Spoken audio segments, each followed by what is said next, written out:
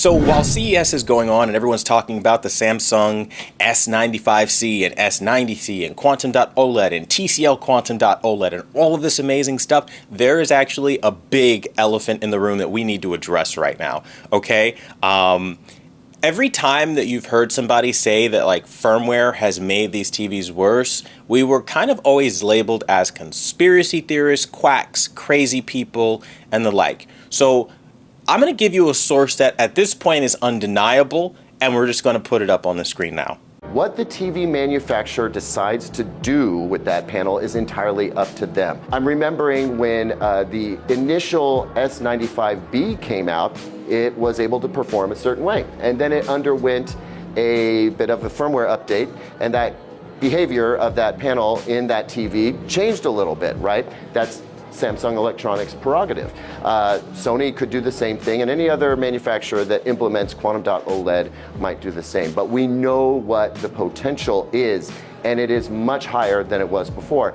Now, the relevancy of this is impossibly massive, okay? Because for years, and I'm not talking 1 or 2, 3 or 4, for a great many years, I have been sounding off about this issue, okay?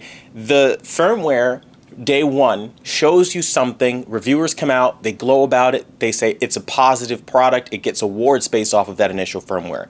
Later on, after they've received their awards, the manufacturers like Samsung particularly go back in with bad firmware that lower brightness, and consumers now get a different product. Here we have Caleb Dennison, the senior editor of Digital Trends, coming out and saying, well, how they choose to implement this panel is their prerogative, and basically telling us, like, if they want to go in and nerf your TV, that's kind of their choice, and they did as much on the Samsung S95B. So he knew about this the entire time, but there isn't a single video in his lineup that details all of this and how dangerous this is for consumers and how this is not the right direction and how maybe we should have some sort of conversation about a better way to enhance the desirability of the next generation of products. So I've said it and I'll say it again. These firmware updates should never be done. Turn your TV off. They know about it. They won't talk about it because they won't get invited to CES. They won't get the favor that they're getting to get the hands-on exclusives and do all this stuff that they do to run their business. It is very much a conflict of interest, and they are telling you to your face. You cannot make this stuff up.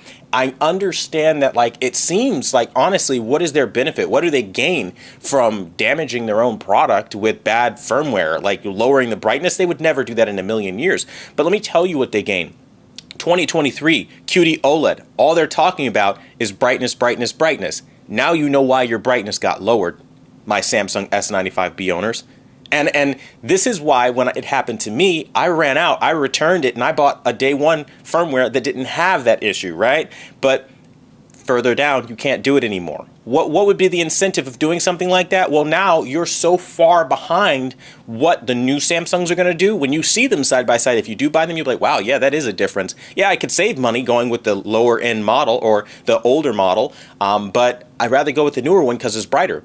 Meanwhile, I'm going to be comparing a day one, never updated Samsung S95B, and we're really going to be comparing that brightness level where it was and where it went to. So definitely keep it locked for that. But this is huge news because for years I tell you guys, like, they keep radio silent about issues that you need to know about so that they can sell a positive narrative to you. And there's nothing wrong with positivity. But I think when something is fundamentally wrong, we have to chime in as a community to get issues fixed, present them to the manufacturer and say, hey, listen, you can be better, you can do better. You don't have to go in and lower my brightness on products that at the beginning of the year, many people paid over $2,300 for. That's a massive loss for us as consumers. And I think the fact that this entire time they know it happened, refused to report on it, radio silence, and then leaving us indie guys to do the heavy lifting, for them to just kind of roll through every CES and pretend like they don't know anything, just to admit it when the new model comes out.